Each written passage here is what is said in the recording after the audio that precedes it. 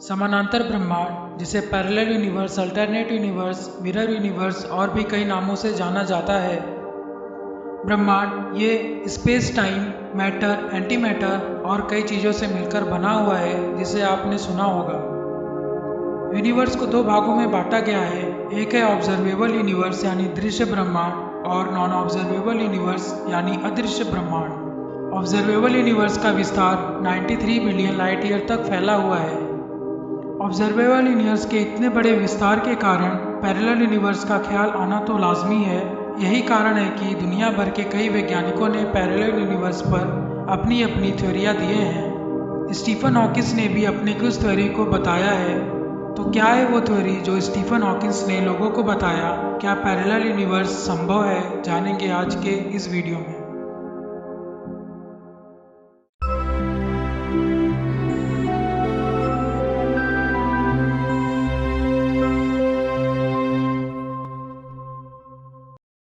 Imagine करो कि आप एक सुबह उठे हैं और आपका हमशक्ल आपके सामने मौजूद हो और वो आपसे कहे कि वो आपके ही पैरेलल यूनिवर्स से आया है।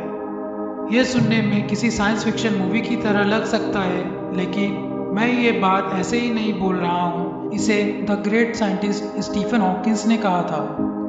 हॉकिंग का मानना था कि जिस तरह हमारा यूनिवर्स है, उसी तरह हमारे आसपास भी कई और यूनिवर्स मौजूद हैं। हॉकिंग कहते थे कि बिग बैंग के कारण जिस समय हमारा ब्रह्मांड बना, उसी समय कई और ब्रह्मांड भी हमारे साथ ही बने होंगे, जो कि हमारी तरह ही होंगे। हमारे यूनिवर्स की तरह उनकी अपनी गैलेक्सी, ब्लैक होल और अपना सोलर सिस्टम भी हो सकता है। क्योंकि सभी ब्रह्मांड साथ में बने हैं, तो ऐसा भी हो सकता है कि दूसरे ब्रह्मांड फिजिकली हमारी तरह ही हों। ऐसा हो सकता है कि किसी पृथ्वी जैसे दूसरे ग्रह पर डायनासोर जैसे विशाल जीवों का अंत नहीं हुआ होगा और वहाँ पर डायनासोर एडवांस सिविलाइजेशन के रूप में मौजूद होंगे। पैरेलल यूनिवर्स के नज़रिए से देखा जाए तो इनफाइनाइट पॉसिबिलिटी बन जाती है। मान लीजिए कि आप कार चलाकर कहीं जा रहे हो और आपका कॉल आता है और आप कार को रोककर उस कॉल को अटेंड कर लेते हो, लेकिन आगे होने वाले एक्सीडेंट से आपकी जान बच जाती है।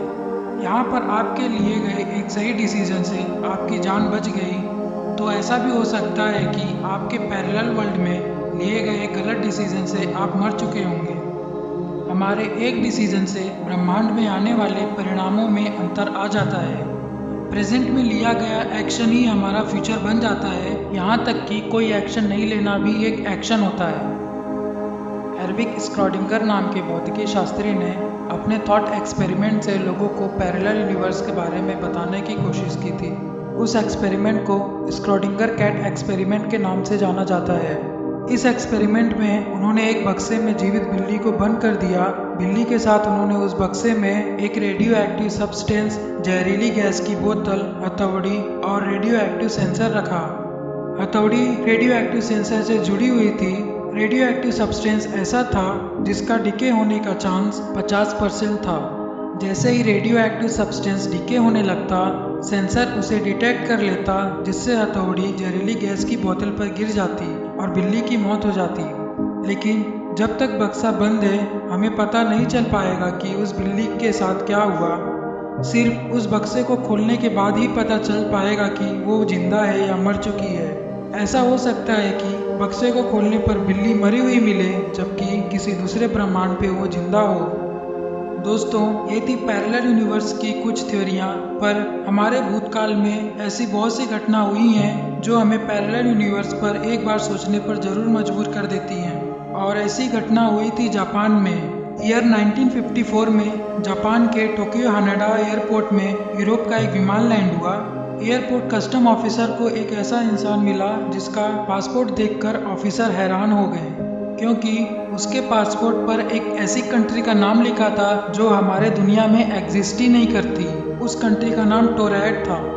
जांच पूरी होने तक उस व्यक्ति को एयरपोर्ट के होटल में रखा गया और उसके सभी सामान को सिक्योरिटी में ले लिया गया। लेकिन उसी के अगले दिन ही सबके होश उड़ गए, क्योंकि जिस कमरे में उस व्यक्ति को रखा गया था, उस कमरे में तो कोई था ही नहीं, जबकि दरवाजे पर कड़ी सिक्योरिटी और सभी खिड़कियों को पहले से ही सील कर दिया गया था। वहाँ की सिक्योरिटी को झटका तो तब लगा जब उन्होंने उसके सामान को चेक करना चाहा, लेकिन उसका पासपोर्ट, आईडी और जो भी डॉक्यूमेंट को सिक्योरिटी में रखा गया था वो भी सुबह गायब हो चुके थे। उसके बाद उस आदमी का कोई पता नहीं चल पाया। तो क्या हुआ उस आदमी के साथ? क्या वो गलती से हमारे यूनिवर्स में आ गया था? कुछ लोग तो उसे टाइम ट्रेवलर भी समझते हैं। ये इंसिडेंट इतना फेमस हुआ था कि इसके ऊपर बुक भी लिखी जा चुकी है। खैर, आज के वीडियो में बस इतना ही। आप कमेंट करके ज़रूर बताइए कि आपको ये वीडियो कैसा लगा। अगर वीडियो पसंद आती है तो लाइक करें, शेयर करें और सब्सक्राइब करना ना भूलें।